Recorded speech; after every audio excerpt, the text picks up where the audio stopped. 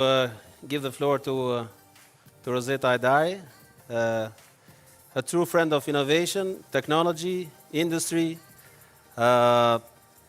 commerce, young professionals, whoever wants to do this business and not only. So big applause for her.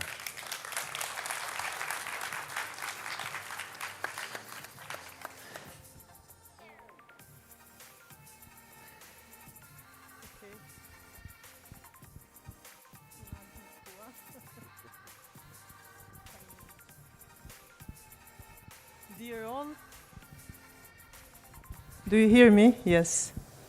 Dear all, I am so honored to be among you all, our youth, our innovation of Kosovo. Dear panelists, dear Erion, Neil, and Uranik, and Mr. Carlos Sarugeri. Where is Marriott? Okay. And where is Carlo, whom I met today? Yeah. He's the second panel. Okay, great. So I greet him before he come. I really was so moved today in terms of all what we talked today with Mr. Erion Velia and Mr. Sarugeri, because it's all about innovation, it's all about entrepreneurship. And I thank you very much personally for bringing ThinkTech to Prishtina, because this is a message to our people, to our youth, to our innovators, that Kosovo has a future. Kosovo is really a place, and this high-tech is a very good postcard for Pristina, for our country, but also our country is a very great country with energy of our people, who are the most valuable resource for economic development. Without youth, without human resource, my title is empty. I cannot be Minister of Industry, Innovation, Entrepreneurship, and Trade, because people who are the one who make changes. And I aim for a vision for knowledge transfer and technology transfer and industry transformation. Therefore, Kosovo needs to work a lot in terms of securing investment, securing all the new ideas that are to be transformed and to be implemented in our country. I work so hard, and together with people with good ideas from civil society, from innovators, to work more on the legislation for innovation, entrepreneurship, for investment, and more for bringing the message to investors that we are the place for best nearshoring. Because thanks to human resource, thanks to low taxes, thanks to good legislation that Kosovo is ensuring all investors to work money for them. And more to say, in regards to innovation entrepreneurship, even in the very early stage with policy making, with state system building, I see that there is a lot of potential with showing the good examples in the country, because only the good examples are bringing the system forward. I thank you very much and wish you good success in Kosovo.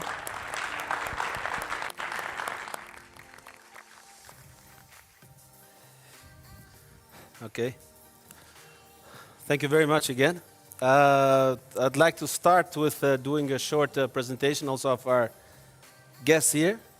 I'll start with the youngest one, of course, Aida. She's, I'd like to say, the new generation of Albanian entrepreneurs. I wish she had all the success and luck in the world. I'm sure she will do great. Second, Neil Taylor from EBRD Kosovo. Thank you very much for your support, for also Leonora, of course, for believing in us, supporting us, and I'm sure that together we will do other, I'd like to say, fun events, not only work. Maria Martinelli from CISAL, I might say is one of our, if not the biggest supporter of employment, I might say, in Albania, and maybe later in Kosovo, and maybe in other countries in the region.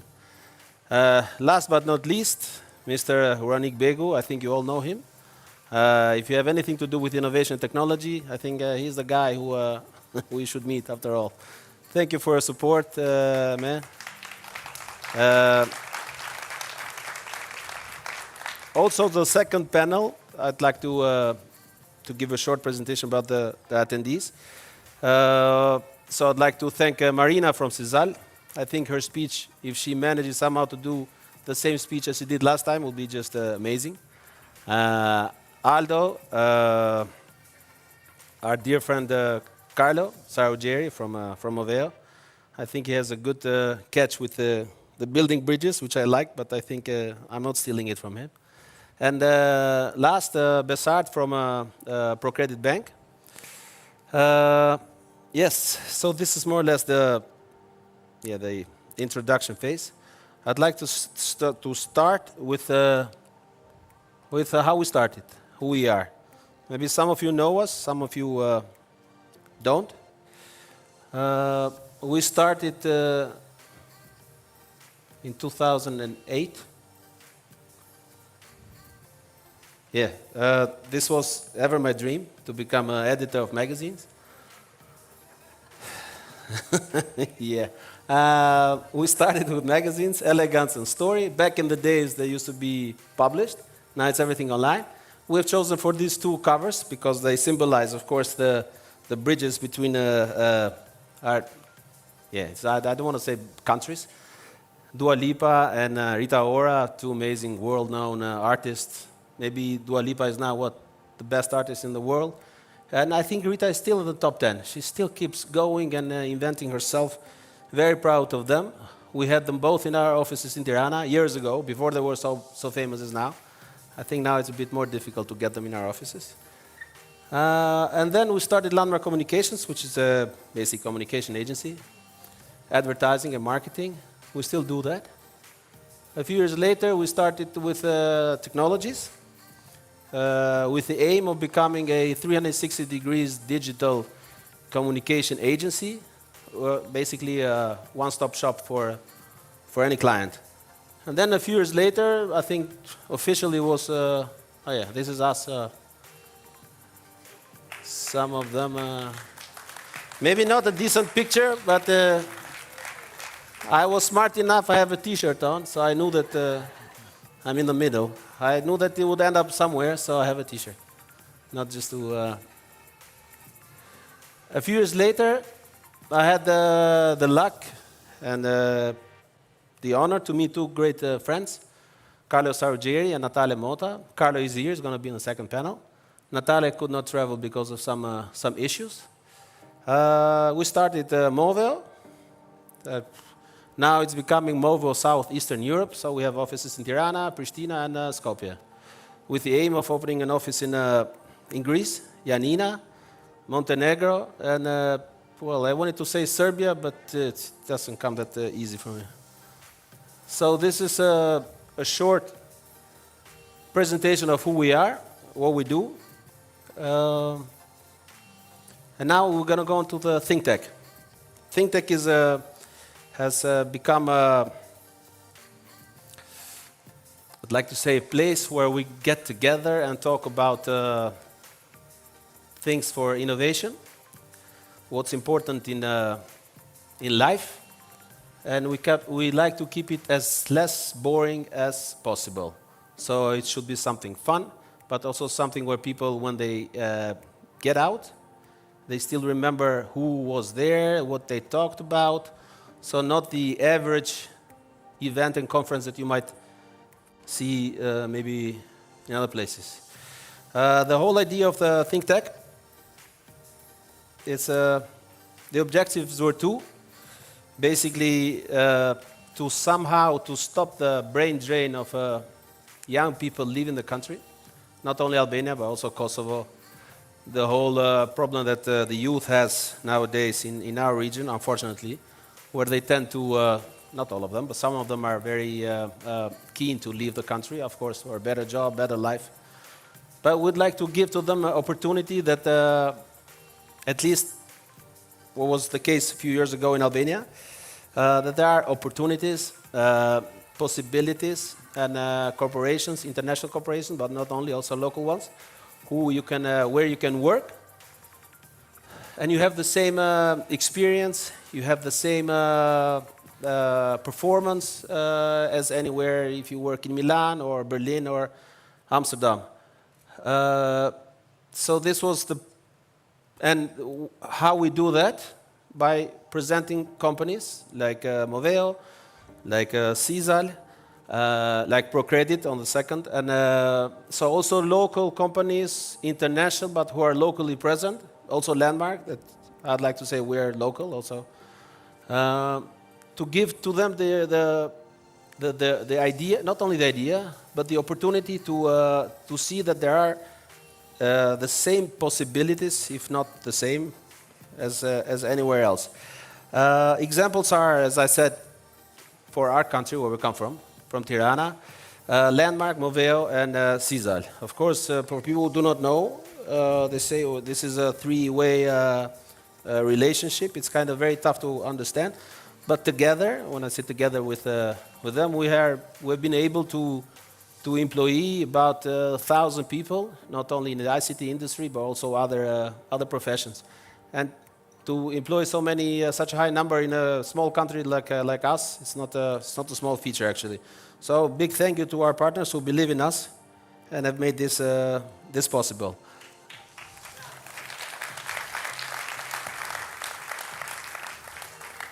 This is also another nice picture. Yeah. The other objective was a bit more fun, to give to people that ThinkTech we can do a great event, a great conference, when afterwards you can also have a drink, maybe network, also get to know the panelists, talk to them, exchange ideas, and get to know also more the people who represent the companies and also the companies themselves. Yeah, this is the ThinkTech, let's say, edition in Prishtina. The first one in Prishtina. And we have chosen the word building bridges. Again, I'm not going to steal it from Carlo. A little bit, maybe. Well, bridges, you can... personally, I love the way building bridges. We have chosen our 4 countries together as a small map, where we see in a short term where we are going to go. Maybe the next ThinkTech will be in Skopje, not far from here, and another one in Tirana. Yeah, I think I'm done. And yeah, the future is here. So thank you for being here. Thank you for being with us. Personally, I'm very happy with. Thank you.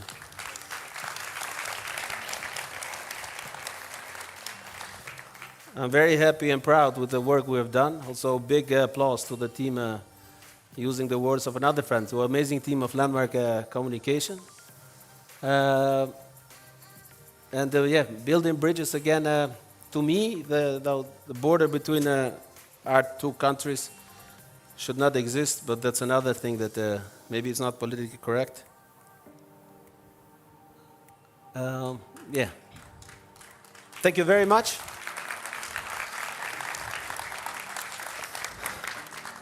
Thank you. Thank you, Mr. Erion, for your great initiative on building bridges and respectively breaking all the borders between our 2 beloved countries. I have 2 small questions for you. What made you expand in Kosovo?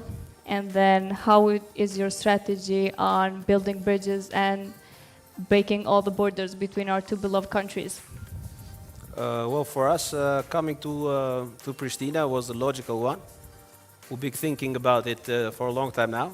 The pandemic didn't help, to be honest, so that it kind of postponed it a little bit. And again, for us, I don't see Prishtina as another country. I see it as going to Korcha or to some other city, Albanian city. And of course, it helps a lot. Some very positive elements of Prishtina is the youth, the percentage of youth, the quality of the education, and yeah, the will of the young people to do their best. Yep, definitely. Thank you so much. Our next speaker is someone who actively promotes equal opportunities through access to skills, employment, finance, and entrepreneurship. He will share with us some insights and opportunities in prospective sectors and the role that leaders have in building bridges into and across organizations to create space for people to learn and grow. Happy to invite Mr. Neil Taylor, the head of BRD in Kosovo. Yes, stage is all yours.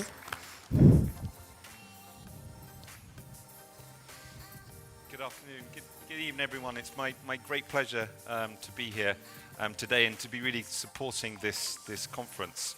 For those that don't know the EBRD, we are probably the largest institutional investor in Kosovo. Since 2012, when I'm proud that Kosovo became a shareholder and a member of the bank, we've invested over 600 million euros into the Kosovan economy, and that covers a broad range of areas. So we finance everything from the yellow buses that you see in Prishtina to state-of-the-art plastic recycling facilities to wind farms that are helping spur on Kosovo's energy transition. A big part of what we do, of course, is in the private sector. It's around 40% of the investments we've made have been in the private sector so far. And together with that, we also provide business advice to around 70 businesses each year, which is a really important part of the work we do. So it's my great pleasure to be here at the, I think this is the 5th edition of the ThinkTech conference, the first in Kosovo. It's great that we are stealing some events from Albania for a change. And I think it's important too, because the ICT sector is really flourishing in the country. You know, from its roots a few years ago, it's really exploded, and I think we've seen, you know, a tripling in the number of tech companies over the last 10 years.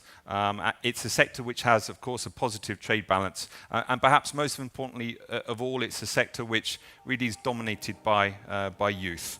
And that's important because, you know, in Kosovo, youth unemployment is the highest of all. So we really want to be helping the country to create opportunities for people like you, so you stay in the country. Over the last few years, of course, there's been a real quantum leap, an explosion in digitalization around the world. It's been spurred on by COVID and then most recently by the war in Ukraine. And we see all of the economies where we work are really accelerating their transition to digital economies. So it's become not really an option for businesses, I would say, anymore, but a necessity for businesses to maintain their competitive edge.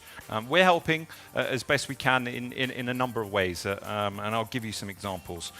Firstly, we're helping tech companies that are providing digital services to help mainstream businesses in Kosovo to digitalize and to compete in this new arena. We're also helping tech companies themselves to mature and grow and establish their business models and attract financing. And thirdly, we're trying to move now into the startup space and working with partners like Euronic from ICK. We have a couple of years ago we launched our Star Venture program. We're up to the 4th call now in the region for this program.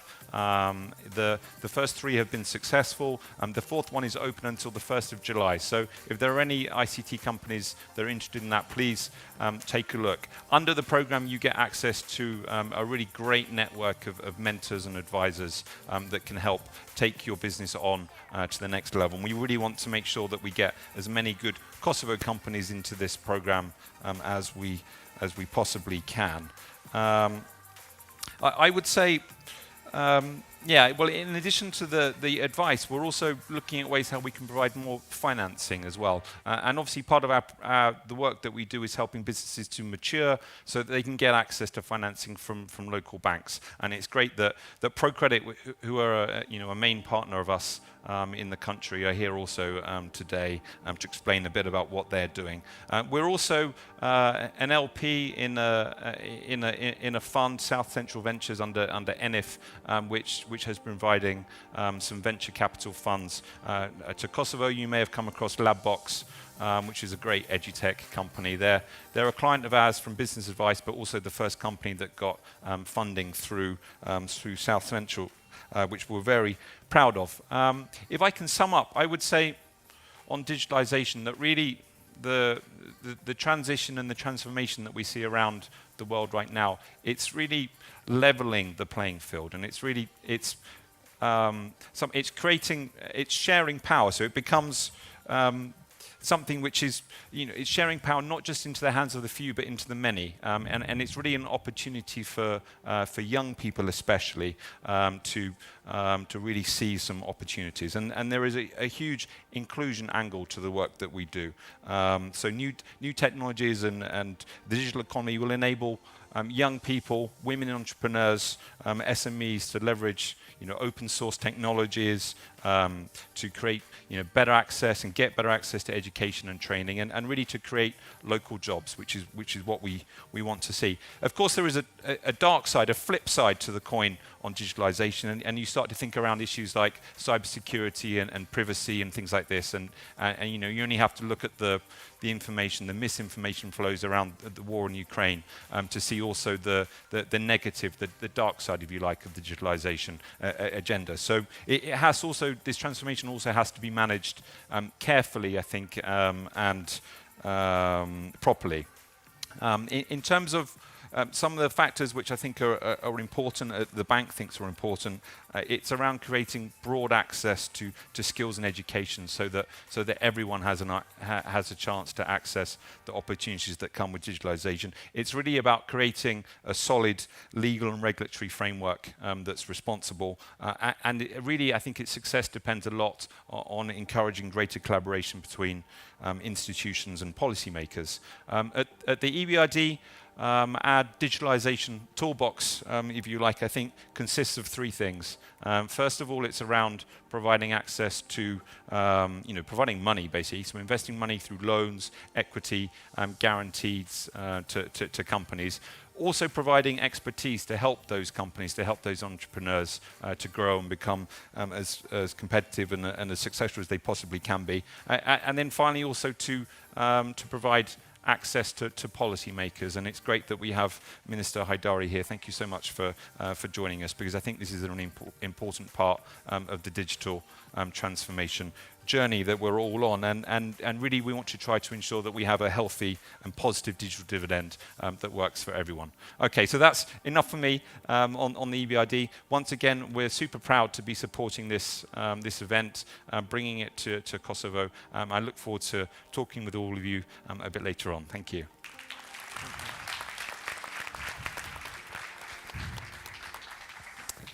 Thank you, Mr. Neil. And what Mr. Neil and EBRD do or can be the main foundation why youngsters should know the Kosovo, because what your main goal and what you do is actually invest on the projects actually youngsters are interested to, and you support them fully. So we're glad you do that. Thank you.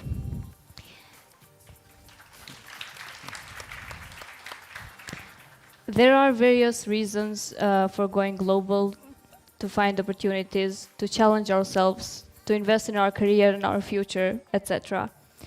To understand how building bridges will work for you, I will invite on stage our beloved friend, Mr. Mario Martinelli, Chief Information Officer of CISAL. Thanks a lot. Yep. Thank you for the invitation. I thanks very much, my dear friend Arion, for this opportunity. It's an honor to be here with you, with a so wide stage, and so thank you very much. So I'll start just presenting my company. Doesn't work?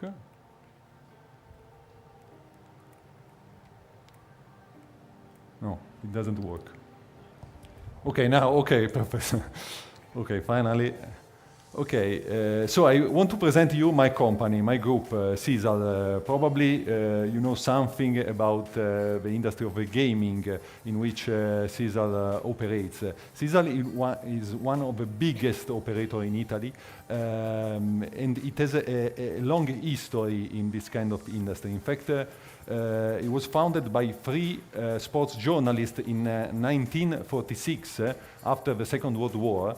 with an idea, very sustainable, because they thought to rebuild the sport venues in Italy, just collecting money from lotteries and from sport events. So this is the starting point. Now we are the biggest, one of the biggest operators in Italy, which is also the biggest, one of the biggest market in the world, so it's a very important market, and we are very proud to be for several years the #1 in the Italian market online, so the first operator for the online channel, for the digital channel. We have started recently an international footprint because in 2018 we won a concession for lotteries in Morocco, so the first country. Then came Turkey and Spain. So these are the countries in which we are operating, and with not only lotteries, but we have a wide spectrum of portfolio of games concerning betting, concerning casino games, and so on. The first things that I want to tell you about technology is the fact that our choice, our strategy is to own our technology, so to be able to develop, to run our technology. We have 8 business platforms, we have hundreds of applications, and we run this application without outsourcer, without external companies, but by ourselves. To do this, we have a strong and wide IT organization with more than 600 people involved in my IT department. So Sisal has already faced a deep digital transformation. First of all, pushed by the pandemic, because the customer, our clients, have switched from the retail channel and our point of sales. We have worldwide more than 50,000 point of sales. So the customers switched from the retail that were closed during the pandemic period to the digital channel. Second, for sure, the industry, the gaming industry, the entertainment in general, as you probably know, is always at the forefront of the digital and technological evolution. So so this market is very, very competitive. To be one of the best operators, you need to be at the forefront of the digital evolution, of the customer experience features, and so we for sure need to be absolutely focused on this kind of tasks. How we can do this? But for sure, as I mentioned before, with a strong IT organization, we are proud to can say that we are able today to deliver more than 130K man days of development capacity, using the most modern technology. So we are continuously updating our technologies to be up to date in terms of modernization of our business platform. And for sure, we want absolutely to have the innovation in our DNA. So as Marina Jaimond, who is the leader of our innovation lab in Turin, we will describe you how we want to push innovation in our organization in the second session. Just to give you an idea of the digital complexity of Sisal, I want to highlight just 3 important for us key performance indications. We currently manage more than 2 million of active customers per year, with more than 1.6 million of logins on our touch points, so apps, website per day, and 30K transactions per minute during the peak hour. So a very big complexity to manage. Okay, big organization, big IT organization. I want to underline a very important aspect. One of the key strategic objectives that we had was to enlarge our development capacity. And the leverage that we have to do this is to open 3 years ago, in 2020 and 20, the end of 2019, a technology hub here in Albania. We partnered with Moveo to open this technology hub, and now we have more than 200 resources, so software developers, architects, software engineers, data scientists that work with us in this technology hub. And I'm very proud of one KPI. I think you know the Employee Net Promoter Score, which is a standard KPI to measure the people's satisfaction to work in a company. And the last survey was incredibly satisfied for our company, because we reached the incredibly number of 75% of satisfaction from our people. So we are so proud about this. All the people works in synergies with the other factories in Italy. We have 4 factories in Italy, in Milan, Rome, Naples, and Turin, and one in Turkey, recently opened, to follow directly the Turkish market. Which is the purpose of my presence here? But for sure, the plan for this year is to replicate the experience that we have had in Tirana, also here in Kosovo. Opening a branch of a technology hub also here, because we strongly think that we can find the same good and positive ecosystem of technological skills also here, and also the talent that can help us just to grow as we want. So, which are the opportunities that we can offer to this best talent that we want to attract and retain? But for sure, an international context. So the possibility to work with other technology hubs, so international technology hub that we have in Italy, we have in Turkey, and also we have internationally. So to share competencies, know-how, experiences, projects, to involve people in challenging projects. We have several hundreds of projects to evolve our platform, our portfolio, and also the concession in the various countries. And use the most modern technology, because we believe that this can make the difference in terms of competition with the other big operators that work in this market. Continuous training. So we know that just learning new technologies and use it in practice in our project is a key point for sure. And last but not least, to be part of an organization that is the heart of the group, so the technology organization. And so we think that we can give to our professional a grow in terms of know-how, in terms of managerial skills, and a professional experience that can be a real value for all the people. That's all for me. It's a pleasure to have been here, and thank you very much for your attention. Thank you, Mr. Mario. Mr. Mario and Cecile are the best example of why borders are only formal, and hopefully the borders are not going to be there, and then the technology is the one that makes them invisible. So, are you ready to get inspired and learn more about youth opportunities oriented towards the future? Let's welcome with great pleasure Mr. Uranik Bego, Executive Director of Innovation Center Kosovo. Stage is all yours. Very, very courageous of Erion to put me on a spotlight with a mic, because I can sing very well, and this is what I've been craving. Thank you.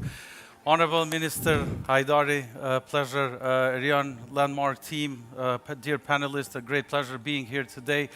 I came yesterday from Milano completely, I would not say unprepared, but not prepared with slides. But as I listened to the speeches, obviously you create some sense of what needs to be done.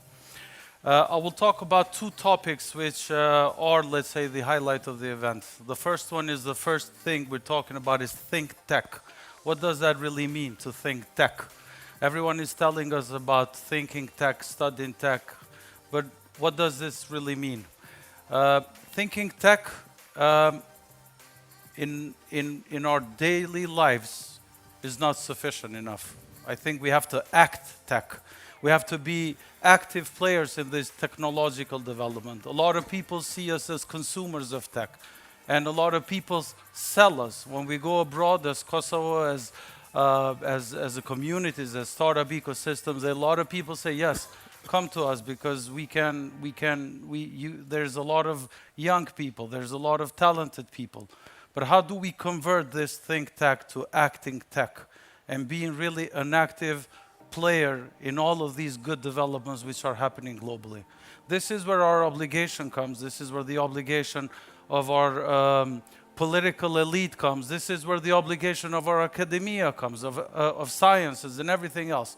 I think we have a golden opportunity as a community, as a startup, as a community overall, but particularly as a tech community. We have a golden momentum where we are not only passive users of technology and we're thinking tech, but we can, and not only we serve big tech companies, but we actually can become active participants, and together we can co-create.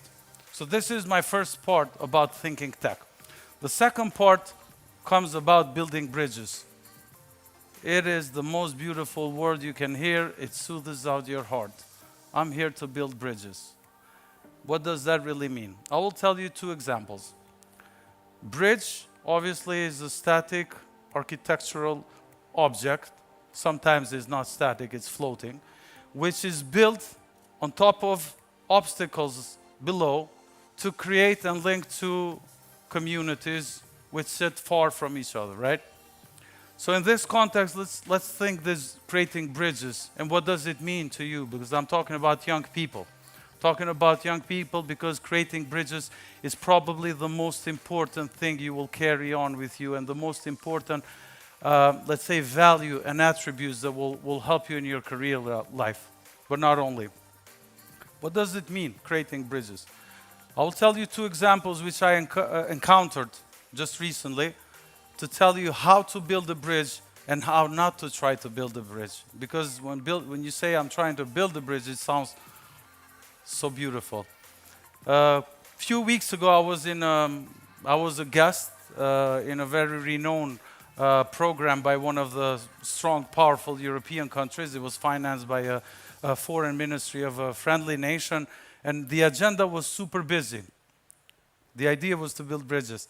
But in our first meeting, one of the distinguished hosts came to talk about the talked about the importance of building bridges.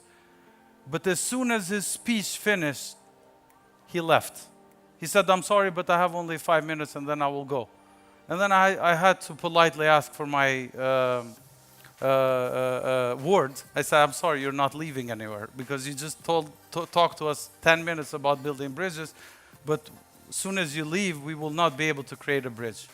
So creating a bridge, and I went on to talk to him about what the bridge is.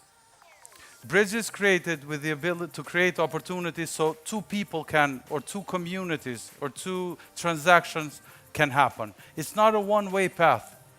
If it's a one-way path, it would not be called a bridge. So when we're talking about paths, when we're talking about creating, and it's valid for anything. It is valid in communication to your parents, with your communities, in relationship you develop with your businesses, or we're trying to create, or even with the government, or even with anyone else. So it's a two-way communication. And then he sat down very carefully, and then he stayed. He said, you're right. I'm in a better position than Kosovo is. Excuse me. But obviously, I need to listen. That brings me to another story which I want to share with you, and I know Shpand and people from ICK have heard this 100 times. But the story I love about how sometimes we have to change the narrative of building bridges. And we just don't buy in a good, nice, let's call it a sexy word, building a bridge. There was this guy, a homeless guy in San Francisco with a sign asking for money. Every day he was there, and all his sign was saying was, I'm homeless, I'm a war veteran, I haven't eaten in 3 days, I'm jobless. It's about the me type of thing. And then this guy from Starbucks across is looking and is observing how much funds is he getting. In fact, he got very little. He went on and he said, can I ask you how much money did you make? He said, yeah, about $2. He said, can I change something? Can I rewrite your sign? And then he said, yeah, please do. So he rewrote the sign, and the sign said this: if you give every day, next month, don't forget me. So you see how this bridge was created, because it was not about me all the time. It's not about trying to sell something and push something to you. It was about creating a relationship. So the sign changed the mindset. It was like, you're a good person, you should be giving every month, and please do not forget about me. So this change of narrative immediately created a bond and a bridge, because someone who gave obviously felt good, because it reminded him of the obligation.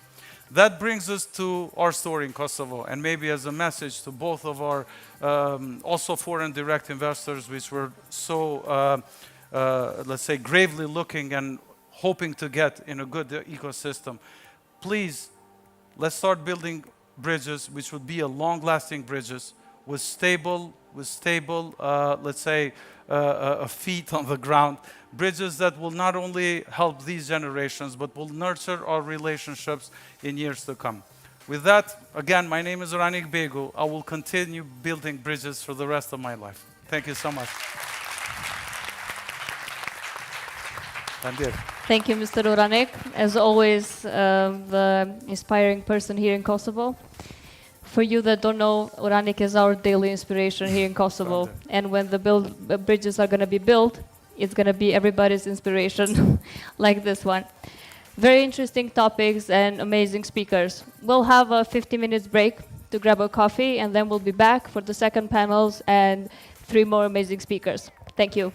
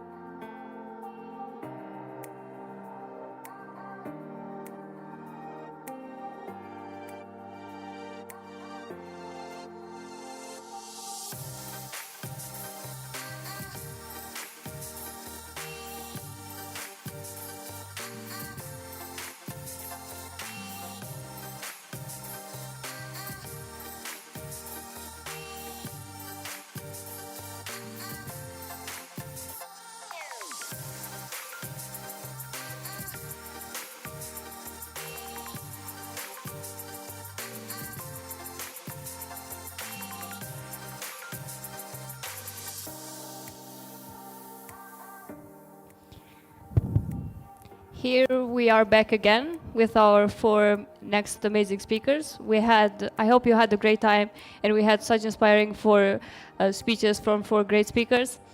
Our next speaker will fuel our curiosity on how bridges can lead to stronger organizations and balanced leadership teams.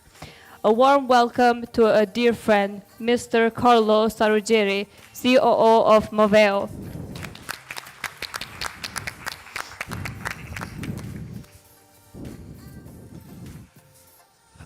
First of all, thanks a lot for being here. A lot of nice people. I'm not seeing too much into the audience, but I've seen really nice participation. My dear friend Arion has already explained and told you the story of ThinkTech, and we're really proud that this 5th edition is here in Prishtina, and I'm proud to be one of the speaker as well.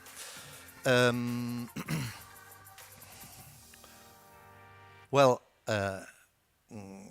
you've heard how we have built our presence here in the southeastern Europe. What I would like to describe you is a little wider description of our group.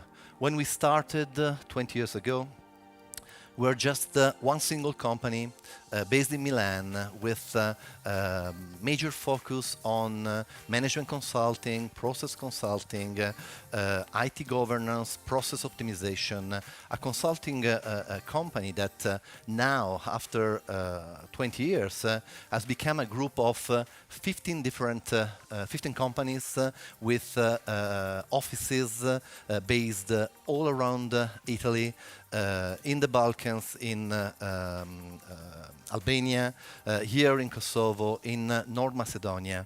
And we extended our offering from the initial consulting activities that has stayed as one of our main pillars for guiding our customers through digital transformation. Actually, digital transformation in 20 years is digital transformations, is a constant digital transformation. We've done this over and over again with many of our customers. This has stayed one of our main activity, but we've extended that going much deeper into technology.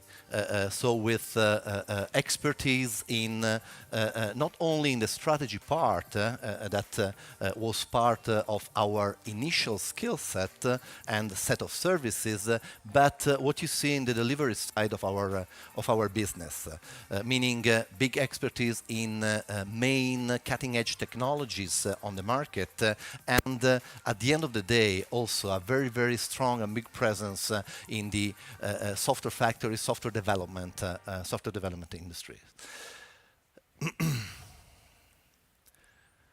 But what we've done from the beginning is putting human beings always at the center of our activities. We, as I mentioned, we guided our customers in the last 20 years throughout many transformations, many changes.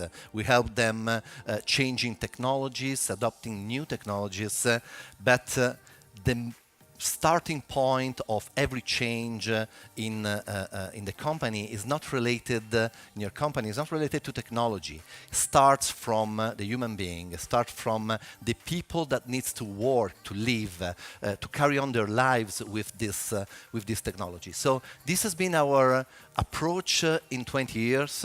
It still is the approach that we have used in growing our own company. Is what it is already at the center of our expansion, of our experience in Kosovo. Well, why Prishtina? I don't have to tell you. So, I mean, you probably know better than me the nice and interesting factors that make Kosovo and Pristina a wonderful place to be. First and foremost, I mean, as been mentioned before in the other nice presentations that we heard, the big presence of young talents. And this make it so interesting for us because we really, I mean, our track, our approach with growing our companies is taking the talents with us and helping young talents becoming more expert and exploit as much as possible their capabilities. Well, other nice, interesting factors are quite known. Well, one thing that we are experiencing here in Kosovo, not only here in Kosovo, we've been in the past days also in North Macedonia, is an increasing ease of doing business. Is always easier to come here and establishing new activities and finding talents, interacting with universities, interacting with the government is always easier. And this makes it much quicker and easier to come here and expand through the Balkan as we are doing. But as said before, the human capital is at the center of our strategies. So first of all, what we want to give to the people that are joining us, but not only here. I mean, it's something that is common, has been common for the past 20 years, is common in any of the 15 companies that you've seen in the first slide, is to sit down with each of our employees, understand what's the path that he wants at this point in life to make, match it with the strategic needs of the company, with the market, the technology, where it's going, and building a very productive and positive track for achieving that. But not only what we're offering. I mean, this is because of our history in digital transformation. Our customers are big corporations. You've heard some of them talking in the previous panel. You will hear again talking now in the next speech. I mean, our customers are big corporations using cutting-edge technologies. You've heard Mario telling this. And so working with us means always being at that top level of skills of the market. And the market is moving, and technology is moving very, very quick. So it's challenging, but really, really interesting and fun. So if the human capital at the center of our strategy is in our DNA, so taking care of people is really in our DNA, I'm really happy of the title that we gave to this event, because building bridges is in reality, I mean, our mission. Meaning, I mean, bridges, not just, I mean, I've heard, I mean, interesting speeches thinking of building bridges for just eliminating boundaries between countries. Of course, this is something that is very important, and I think in this region is something very, very felt by everybody and wanted by everybody. But building bridges means for us being able to act as a single entity, a single company, even if we are spread into 15 different locations. Our employees can work together on single project wherever they are. They can exchange experience. They can move from one location to the other. But building bridges and mixing culture, opening your mind. I mean, I think that building bridges needs to be what can guide us in our daily life. I mean, we're seeing in the last months bad events, things that bring us bad memories of countries closing themselves. But I mean, we need to build bridges. We need to live in a single world as boundaries between cultures and countries are not there anymore. And is how we have started our adventure here in Pristina. The team in Pristina, some of them are, of course, in the audience, already feel of being part of a single wider group that is not just our office in Pristina, is Movio, is the overall group and ecosystem. Building Bridge, as mentioned, is more than just joining countries or joining two points, is exchange of ideas, is being able to have some mentorship of someone that has completely different cultural background from you, and being able to learn from that and give back to that experience with your own skills and cultural background. This means also growing in your job, growing also in your technical skills, basically. But building bridges for us is also enabling our customers to cross the Adriatic Sea, let's say, and come to Albania, come to Kosovo, come to the Balkans in general, because we can guide them. I mean, we are building bridges for them for being effective in these new countries. As meant, I mean, this I got ahead of myself, but again, the good thing of belonging to Movio is not only the full and high attention to the people, to our employees. I don't even want to employees, our people, our team. They really feel to belong to a single team, and they really love to exchange expertise, skills, and is really productive. Is making the development of careers, of skills, of employees, of people really faster in a very fast and quick world.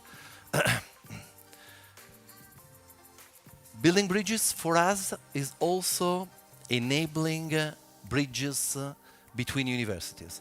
In these past 20 years, we've been working, and we're still working, with many universities, I mean, all around the world, well, internationally, let's say. In Tirana, we have a relationship and agreements with many universities. In Cosenza, we have a joint innovation lab with UNICAL, Università della Calabria, which is one of the excellence in Italy, recognized also from the big actors of the Silicon Valley. We have big, I mean, stronger relationship, this 20 years relationship with Swiss universities, and also in Milan and also in Varese.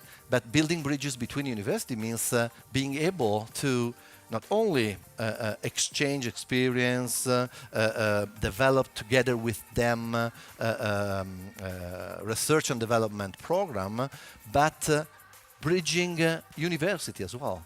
We are currently building a bridge between and promoting a joint cooperation between University of Cosenza and one of the main university in North Macedonia. We're going to do that as well here in Kosovo. So we are the ones that are trying to put also in terms of academic programs and research programs, we put people together and universities together. So at the end, nothing speaks best than some pictures, than a picture. We've seen some before. What I want to stress in the picture you're going to see is that those are part of our teams that you may recognize the same face maybe in one team, in one office, in the other. We just finished an exchange week with people from Tirana coming in Cosenza last week. People are going around our offices and they love to stay together and to work together, building bridges. Here.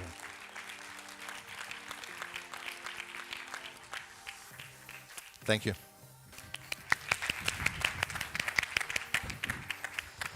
Thank you, Mr. Carlo, for the great presentation and actually for making it happen and trying maybe a bold step to build the bridges, right? Right. So I wanted also to add, I work for a worldwide company, which is Thai, and we consistently work daily to build bridges. That's how we build the relationship and everything. We feel like we are at one home, even though we're different countries, different cultures, very far away, USA, Europe, Middle East, Africa, Latin America. So it's kind of really great what you've been doing as an example. I have a question.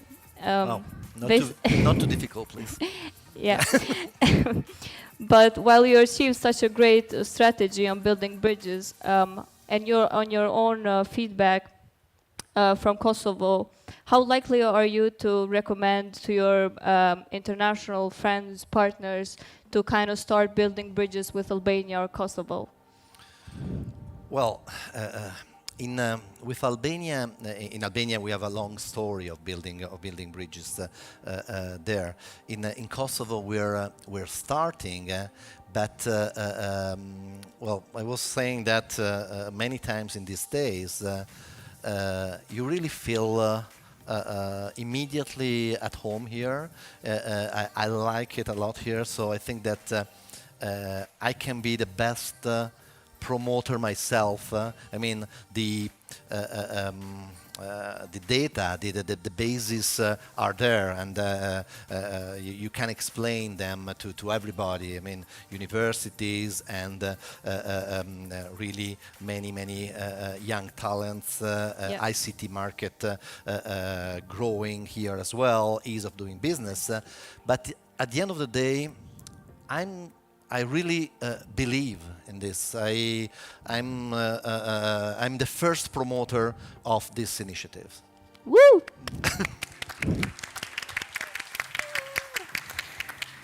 Thank you, Mr. Carlo. Innovation is the principal key to success, especially in a big company. Many ideas, visions, and the desire to dare and to bring change. But is it possible to build human bridges in a digital transformation strategy? Your questions have an answer. Mrs. Marina Remona, Head of Innovation Lab of CISAL. Your stage is yours. Thank you very much. Good afternoon. Thank you very much for the invitation, and I'm very pleased to be here. It's my first time in Kosovo, so I'm very interested in knowing more about the country.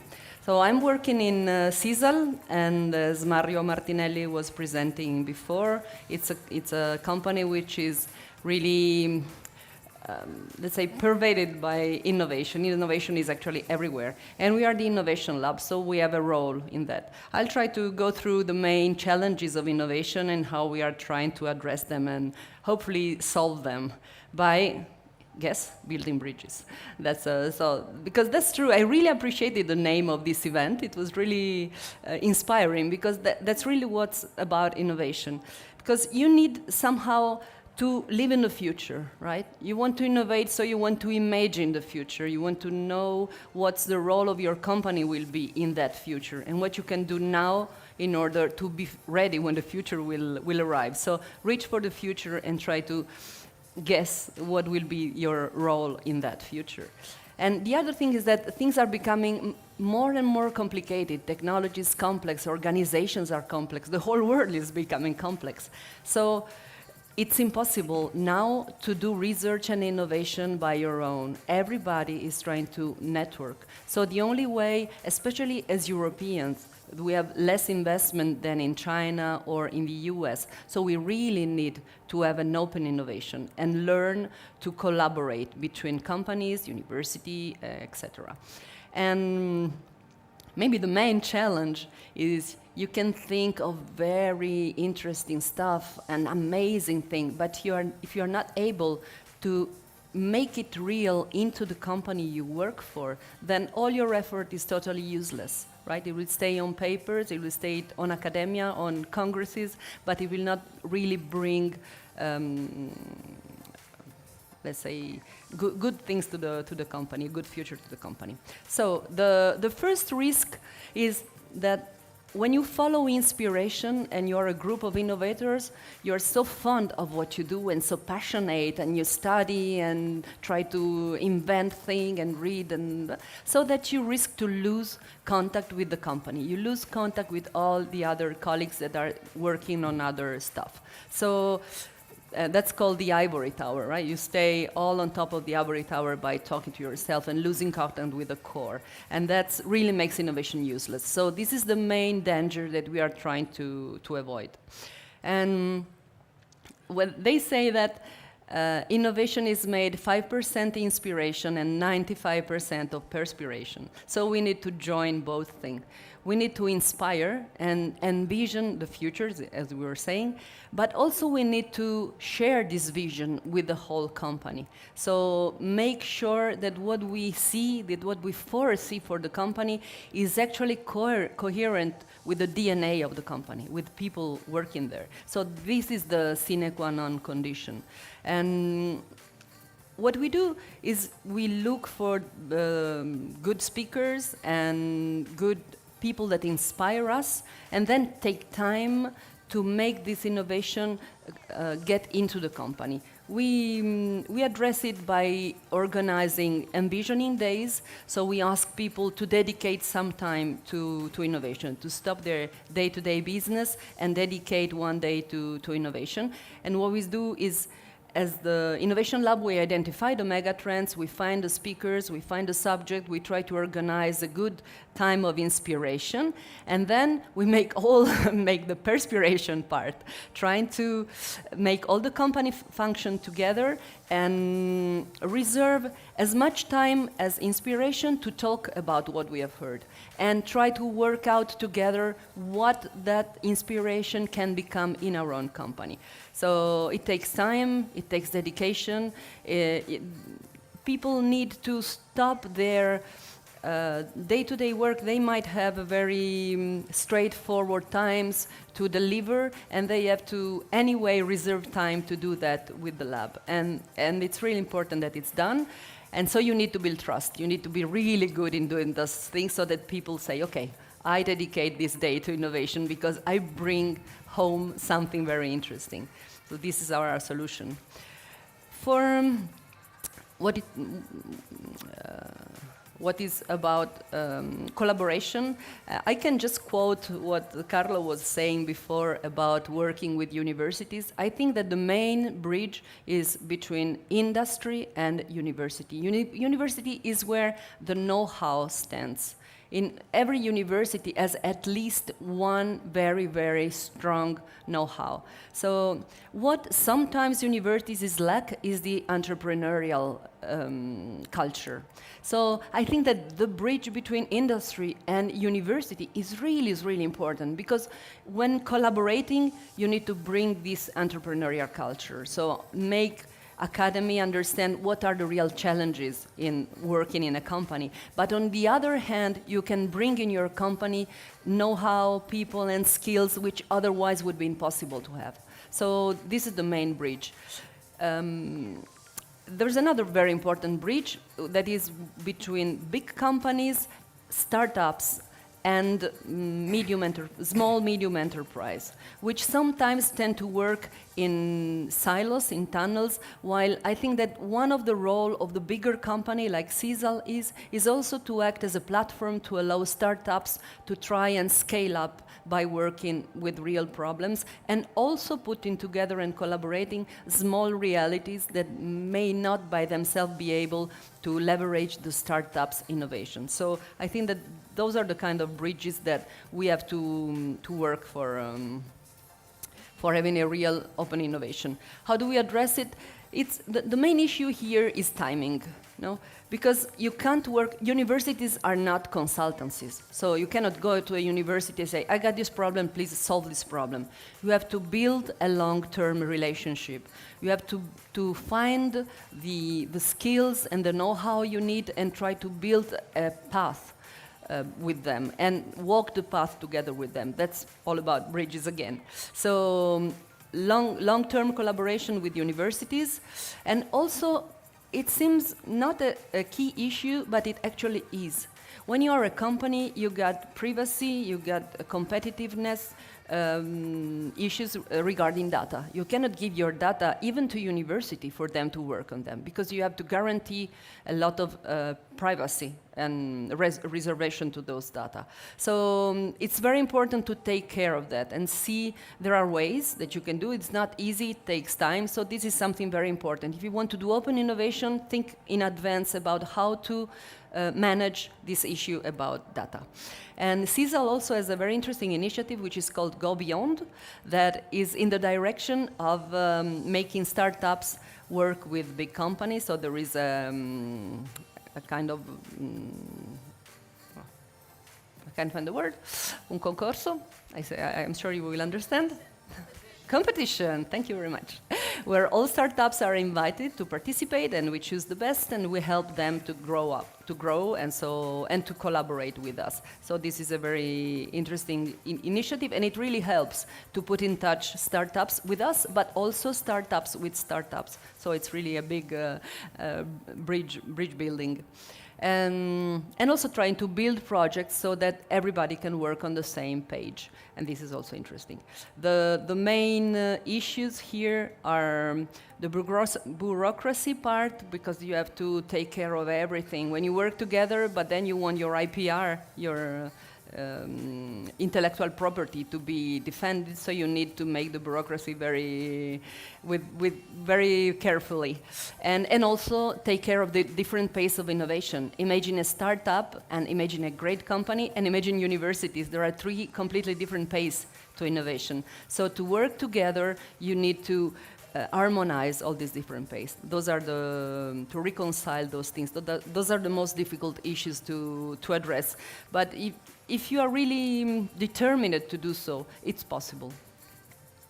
The last of the, let's say, challenges is to make it real. It's probably also the most difficult and maybe the most important. So you need to bridge people that has the quarterly report to give. So how well did the company behave in those 3 months, with someone who talks about what's the company gonna be? Is the company gonna survive? Is the company gonna grow up in the next 3 to 5 years? So it's really very, very far away positions, and you need to bridge them. Otherwise, you will go nowhere. So here the point is that when you make a long-term plan, it's not that you start this long-term plan after 3 years. It's a plan that's gonna become true in 3-5 years, but it starts today. It starts right now. It's just that you don't go in any direction, you all go together in the direction of that long-term plan. But the point is you cannot work for 3 years without releasing a result. So you need to make long-term plan, but short-term delivery of results. And how do we address this issue is, oops.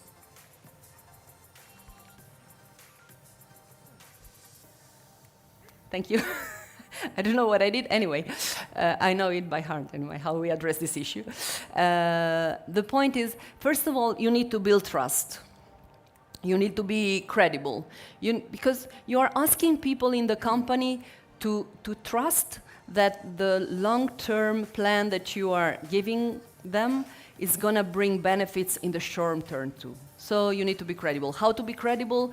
Competence. I think that competence, knowing things, skills, is the most, by far, the most important characteristic of someone working in an innovation department. That's all about knowing things. So studying, experimenting, being the first to know very well things. So if you master technology very well, and you are able to listen to the subject matter experts, because as you are expert of the technology, the rest of the company is expert on the business. So just listen, and listen again on what are the real quarterly problem of the company. And then the effort is frame the present solution in a long-term view and try to share it with the company. And the other point is you need to work hand in hand. If you want the bridge to be robust, you need to build it together. So you never, it's again the problem of the ivory tower. You never have to lose contact with your colleagues taking care of the quarterly report. First of all, because they are bringing money, thanks to which you're doing innovation. And then because that's the only way to make innovation work. And the other one is sometimes when you innovate with what they call the transformative technologies, such as, well, first of all, it's probably the artificial intelligence. You don't only change the technology, you really change the way organization work, the way people are evaluated. You change the KPIs, you change processes. Sometimes you also change organization. So sometimes you bring really deep changes, and not always people are so ready to grab these changes, especially because they are not so familiar with it. They are not sure they are going to cope with it correctly. So fear is sometimes, fear of not being prepared enough, not knowing enough, is sometimes what makes people stop or get innovation behind. So one role of innovating is also to build bridges between people and the know-how which is needed to run new solutions. So adopting new ways of working, as far as my experience, and I've got a long experience, as you can see, it's really that as soon as you try and teach something, people are really keen of changing things. Everybody, if you ask anybody in the company, everybody will tell, would you change something? Yes. Everybody would say. You will never find anyone who say, no, it's perfect like it is. I wouldn't change anything. So if you just help people going in the direction of the change that they want, you get the solution. So what you need to do, so you need agile methodologies in order to work together without losing time. And also you need to be prepared that framing short-term solution in a long-term view takes slightly more time in the beginning, but you will gain all this time subsequently. So you have to be prepared to think a little bit more at the beginning and then go faster afterwards. So is that enough? Making all these bridges. So the envisioning day to bring the future into the company, the short-term results which are framed in a long-term view, and the collaboration between open innovation. We also have a secret sauce that help us doing success projects. And I'm going to share it with you. So it's in Italian, it's very easy because it's the way that we recall the cards in the right order. But I'll share it with in English anyway. So hearts, which is the first, the suggestion is always keep innovation in the heart of the company. You cannot buy innovation from outside because you have to make sure that innovation is strictly align with the vision and the strategy of the company. And the only way to do so is taking the innovation at the heart of the company. So that's my first suggestion. The second suggestion is diamond. And it's, if it's clear, if it's crystal clear, if you know how much time it will take, how much money it will make, how long you will be on that project, okay, that's not innovation, right?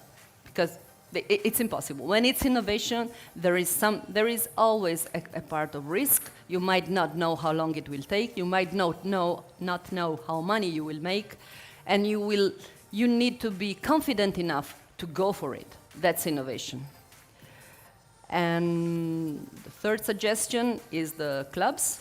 And so the suggestion is go together, work, collaborate with all the company. As I said before, but including also like HR. It's important that when you do innovation projects, HR is on board, because you might need totally different profiles. You might need people that will do things totally different than before. And you can go to HR at the end, say, okay, I need this person. And they say, oh, wow, what's this person? What's this role? What's that? So you need to start from the beginning and have them at the table, so that, and it's an example, you need to have compliance at your table, you need to have the lawyers, you need to make sure that all you do hand by hand with all the part of the company. Otherwise, you might end up with a project which is almost finished, and then you cannot put it in reality because something is lacking, right? You got some compliance says it's not correct or whatever.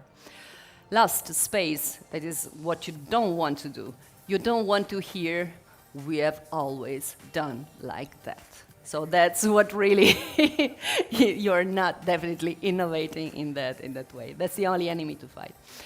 So if we do all that, then we can build bridges and life will bring up in colors for everyone. Thank you very much. Thank you, Mrs. Marina.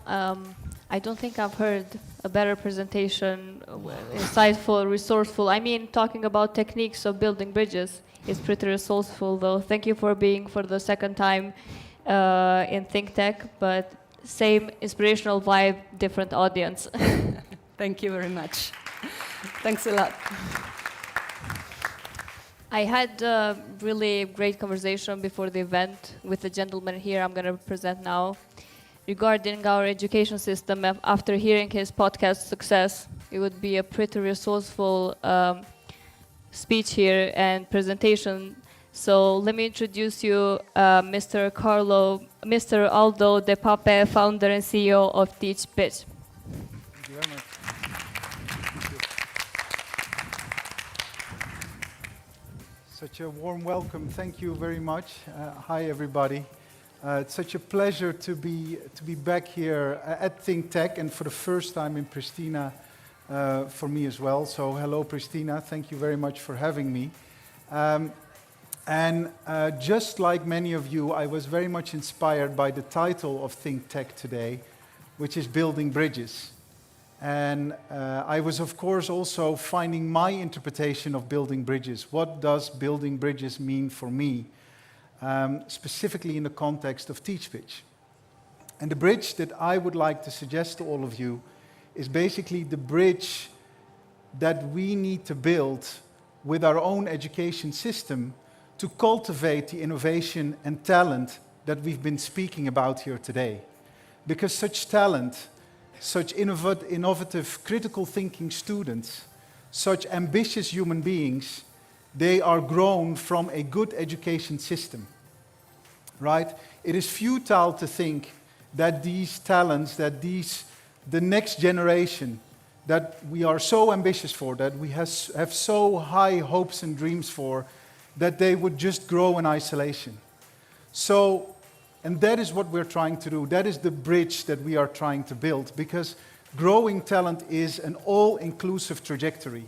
You cannot just say, okay, we grow talent here in the country and not in another part of the country. And specifically in the education system, you need to look at those who hand over the process of teaching and learning to the next generation talent, to the students.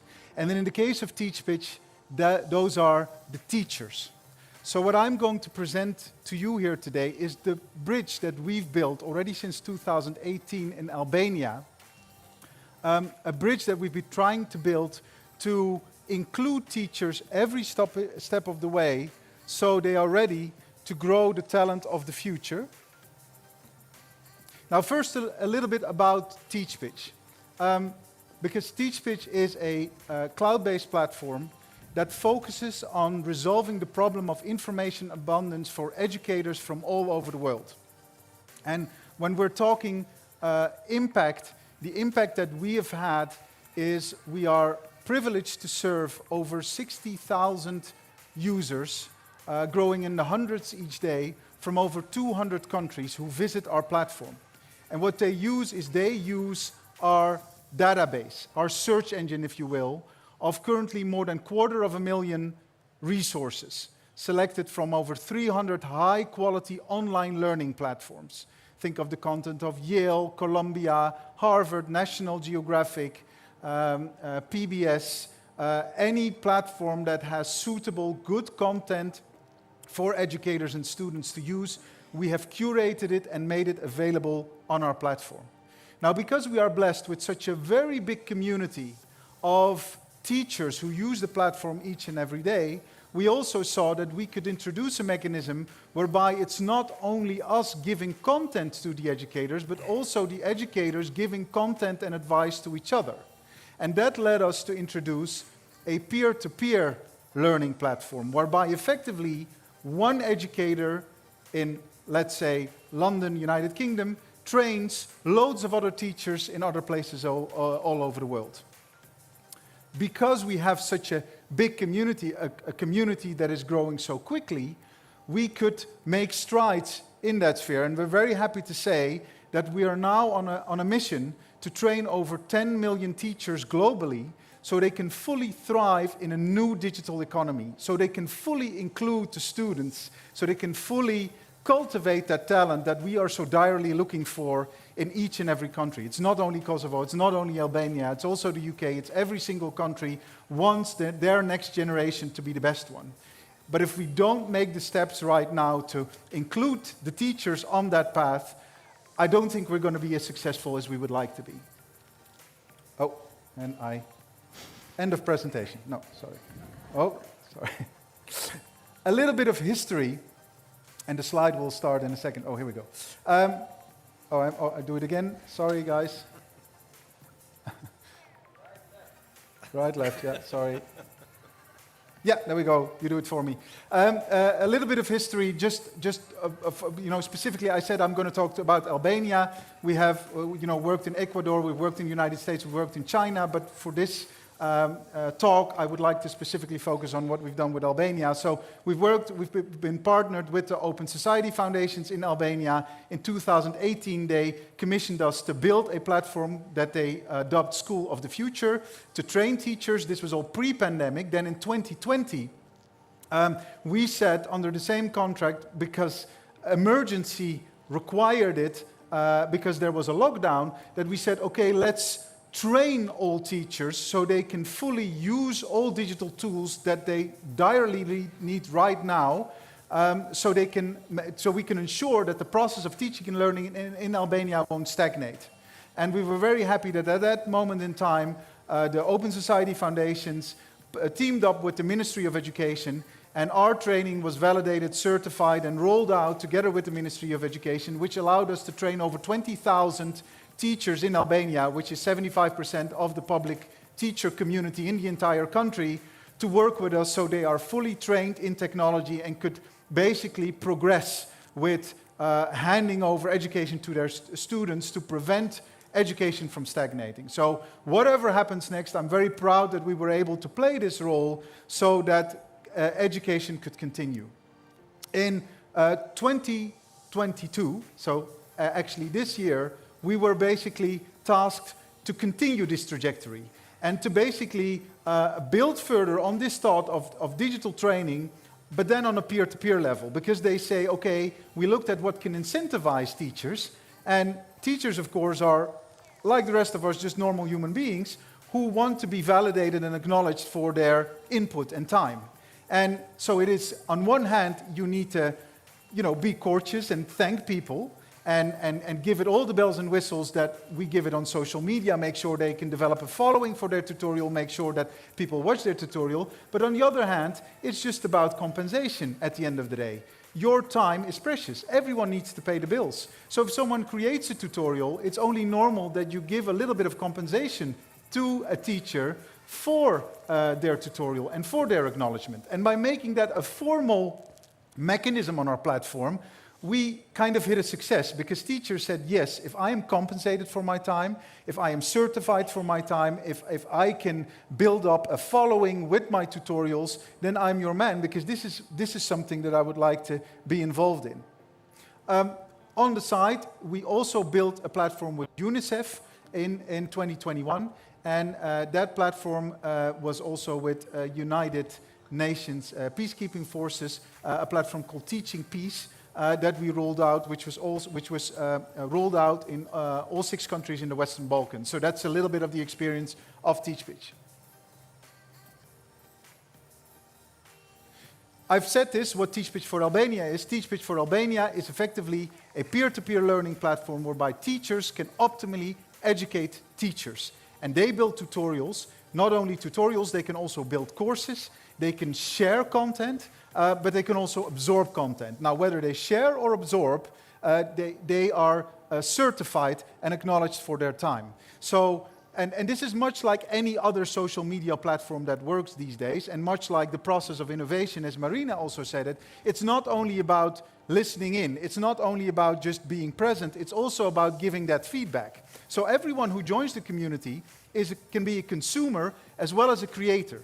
Right? And because we have a great homogeneity of the platform, all teachers are basically incentivized and inspired by tutorials, so that's their call to create a tutorial as well. So it's the same as Instagram. If you're on Instagram, you don't only watch the pictures. At a certain point, you're going to want to share some pictures just to participate in the process. And that is a process that we take advantage of with this specific platform.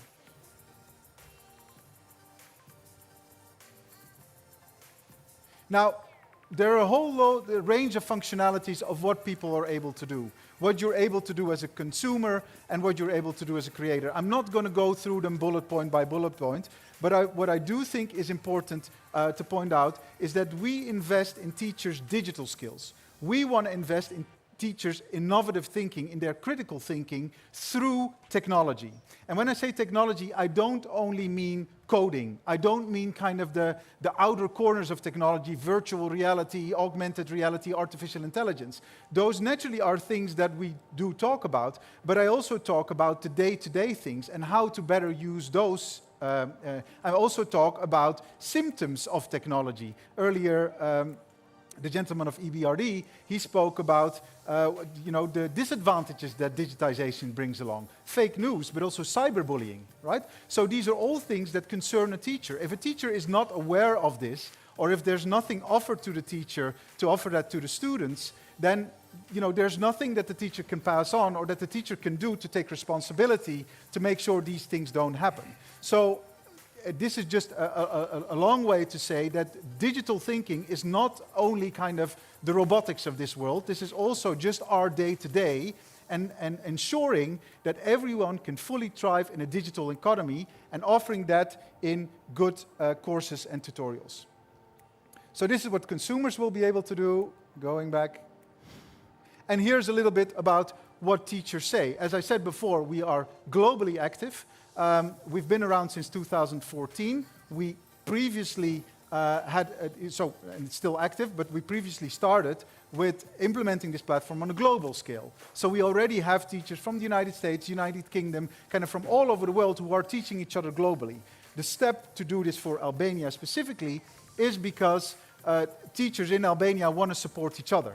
Right? And we wanted to facilitate and support them in their own language. We didn't want language to be a barrier for teachers when they train each other. So a dedicated TeachPitch platform for Albania made a lot of sense. At the end of the day, for us as technology builders, it's the same code base. It's just a code base in a different language. So offering that technology for us wasn't difficult, but it's really thriving and growing in Albania in the right way, and hopefully will lead to productive and good results further down. Here's a little bit of if teachers want to create tutorials. So there are loads of rewards. Also, we work with loads of technology companies. Those technology companies would like to mobilize our teachers. But in exchange for that, we do not only ask them to pay a little bit of money to the teacher, but also to give free access to their technology tools. So that cost is not an impediment, because often you hear from schools and teachers like, I would love to, but it costs a lot of money. So as we are in touch with these technology companies, we can ask them, if you want these teachers to work with you, then offer them deeply discounted access or free access, so they can really play around with it. And in exchange, we give you the data. We give you their reviews and their ideas on how to make this something for them, for this specific market. So it's valuable for the company on the level of product development and further growth. Here's a lot that they will receive. I don't want to be a walking advertisement. I think I've been screaming already enough about what we do and how we do it. What I do want to mention here is that we have a great team, and I know they're watching with this live streaming, that is working in Albania already since 2014. And a big thank you to them, but also to Erion and Stella. Thank you very much for helping to gear this up. We could have not done this without you. So thank you very much from Albania to the rest of the world. Here is a little bit about what teachers can make. So we ask teachers to join in with to support the community. So we ask for a membership fee. This membership fee is around 13 euros, but it's for an entire year. And we ask for that because we provide specific services on one hand, but also to sustain the platform, because it should not be something that is only funded by from a top-down approach. We want teachers to carry the responsibility for growing this platform, but their contribution will, of course, also help other teachers. And don't forget that if you're a creator, you will be compensated for your time. And here's ideas of what you could make in euros for the per tutorial, per product review, and per online course. We have plans for the future, and those plans are very much in finding closer affiliations with other organizations around here. So, and with that, we mean the European Union, but we also mean Erasmus+. Because Erasmus is, of course, a very big educational organization. We've applied now for Erasmus Plus recognition. So every certificate that is granted is not only acknowledged by the Open Society Foundation, by the government, but also by an international body like Erasmus Plus. So a teacher will be able and eligible to get Erasmus Plus credits, which could mean, in the best case, that a teacher will be able to attend an international professional development conference somewhere in Europe, right? So if they gain certificates, if they participate in the mechanism of the platform, if they are awarded, then that could make them eligible to travel, which is a great reward and a great way to say thank you to these educators. I'm going to stop here. Thank you very much for your time and your, and your attention. Again, I hope you will join me in building bridges all over the world, but mainly building bridges from your education system into the future. Thank you very much.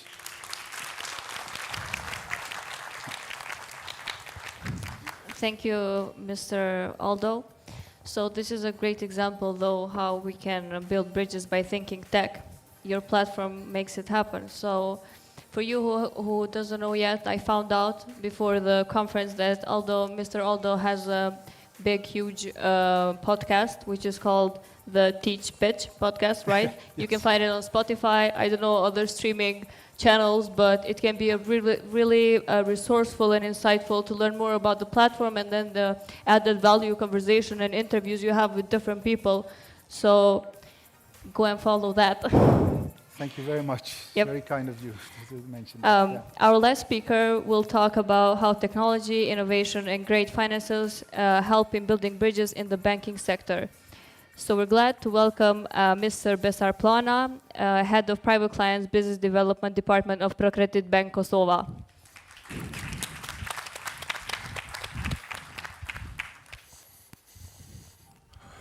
greetings everyone. First of all, I would like to also say that I'm happy of having ThinkTech here in Kosovo this year, because this is a way, this is an action of actually demonstrating in reality what the slogan of building bridges mean. Secondly, I'm happy to stand here in front of you representing ProCredit Bank here in Kosovo, which is a true leader of innovation in the financial sector here in Kosovo.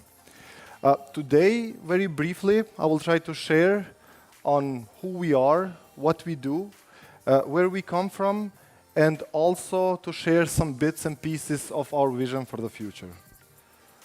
The bank in Kosovo was established in the year 2000. It's the first bank of the new millennium here in Kosovo. And it's part of a group of banks which are mainly operating in Southeastern and Eastern Europe, but also we have a bank in South America, in Ecuador. Now, one of the key things which I would mention right away and which lays in the core of our foundation is that as a bank, as an institution, and as a group, we are committed on being a responsible institution with a moral compass being guided by development-oriented principles. What does this mean? This means that besides the business objectives that all the institutions have, in our core objectives also are the impact that we have toward the environment, toward the society, and toward the communities in which we operate. And this is something that follows us throughout every action and throughout every decision that we take on daily basis. In terms of business objectives, we strive to be the leading bank for small and medium enterprises by providing excellent customer service and providing easy access to financial and non-financial instruments. But also we work with private individuals who are willing to save and who are willing to use the technology and to use all the advantages that actually technology offers to us today.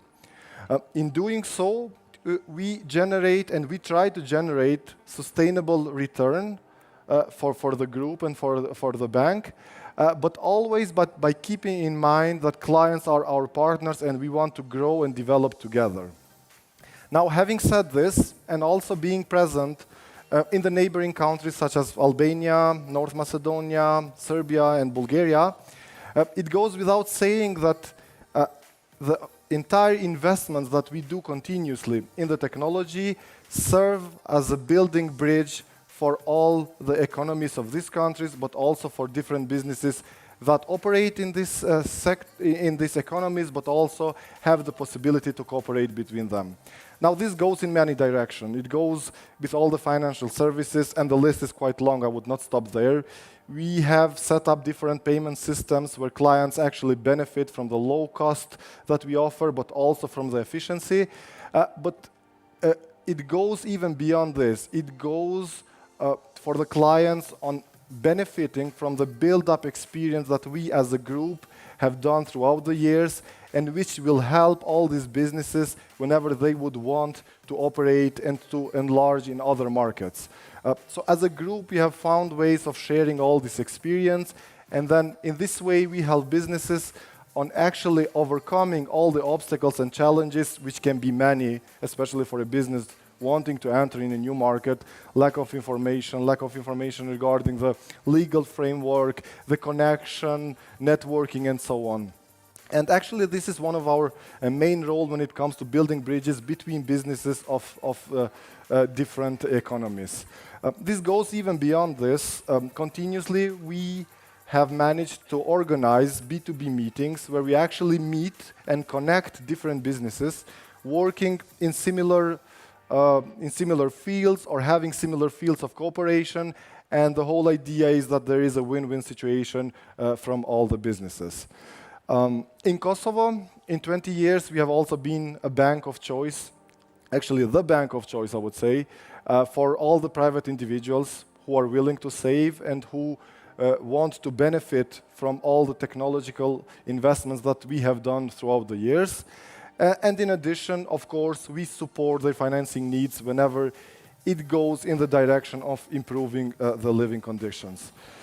In general, throughout the years, we have continuously invested in technology, and I would just briefly go to the technological roadmap of the years, showing what we have done so far and where we would like to go further. I mentioned the bank was set up in the year 2000, and in a post-conflict country, we tried to do as many things as possible right from the very beginning. 2 years after the establishment, we were the first bank to offer debit cards, which provided easy access for the clients in their funds. And continuously, we worked on progressing in terms of technology and in terms of the way how we would offer services to our clients. In 2005, we were the first bank to introduce e-banking. Now it looks something that everybody knows, but back then it was revolutionary because it changed the way how actually client perceived banking with an institution. And of course, continuously, this was developed further. We added many features, we added many new opportunities so that we would cover as many transactions as possible for our clients. In 2013, we introduced the first cash-out ATMs. However, this quite quickly culminated with the concept of our 24/7 zones, where clients can actually do everything they need. They can perform all the types of payments, all the types of transfers. They can manage their cash, they can deposit, they can do withdrawals, and we also have tailor-made approaches for the businesses in fitting what they would need the most in terms of managing cash. Indeed, the whole idea was to really create independency for the clients, so they are not dependent on the working hours of the bank, they are not dependent on the staff of the bank, and they can do everything 24/7. Of course, this was a holistic approach. This meant that we needed to discuss with our staff, which was committed on going into this direction. This meant a lot of discussion with our clients, and in 2017, we have managed to actually have 99% of all the transactions automatized. Since then, this has only gotten better. And last year, we managed to actually be the first bank that introduced the 100% online opening of account. Now, this is a top-notch technology that we managed to implement by using the face identification and by allowing and by enabling the first encounter of clients to be totally remote. So the clients, from the comfort of their houses, from the comfort of their offices, can actually open the account, and not only, they can open all the banking services that they would need in only 15 minutes. And the whole idea was really to support individuals to be better fit in a very dynamic world in the way how they operate and how they work with the bank. Of course, this doesn't stop here. We are continuously trying to progress and to go further and beyond with new features and new technology that will continuously make the client more and more independent. Talking about this, it gives the impression that we are only going in the direction of digitalization. But there is a thing that we always keep in mind. We want to make the best use of digitalization and technology, but always by having a human touch. Not thank you yet. And, and this is one of the most important things because when we are talking about banking services, we see the advisory role as one of the most important things. And while we can use technology and we can use digitalization for all the transactions and all the routine services, we actually have also situations which are complicated under different circumstances, and actually that's when our staff comes in by providing solutions which are well thought because of high trainings that we do over the years, because of the cumulative knowledge that we have managed to create internally, but also by sharing all the experiences between us.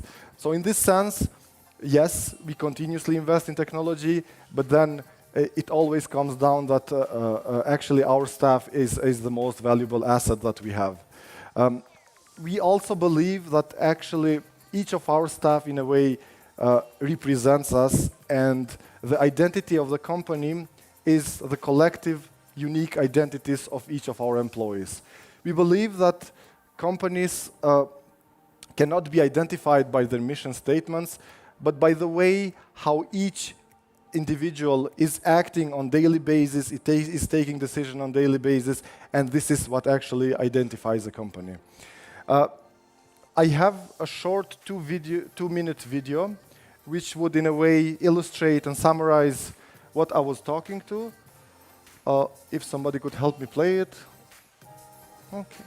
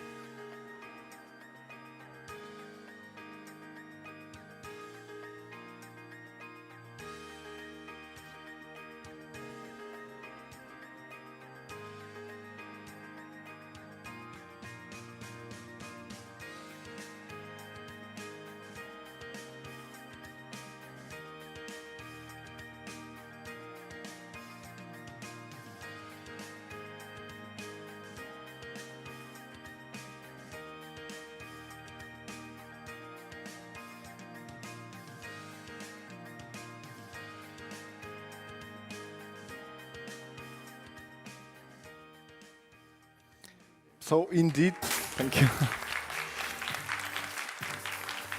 So indeed, we try to make the best use of technology to connect people, to connect businesses, especially businesses operating in different economies. But always we want to keep in mind this human touch. We want to be there for our clients whenever they need us. I would thank you for your attention. Thank you.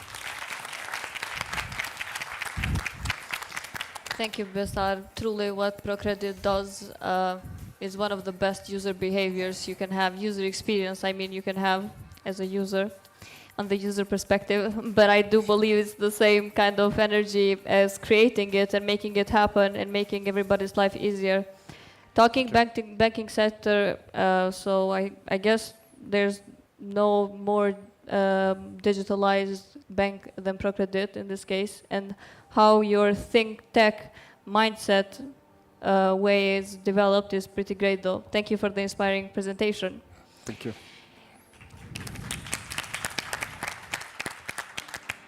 It was such a pleasure for me to host ThinkTech 5th edition. Hopefully we'll meet again in the same area on the next year. Thank you to Director Mr. Erion Yusufi for making this happen. It's such a resourceful event that we have in our countries, and especially the topic that brought him up.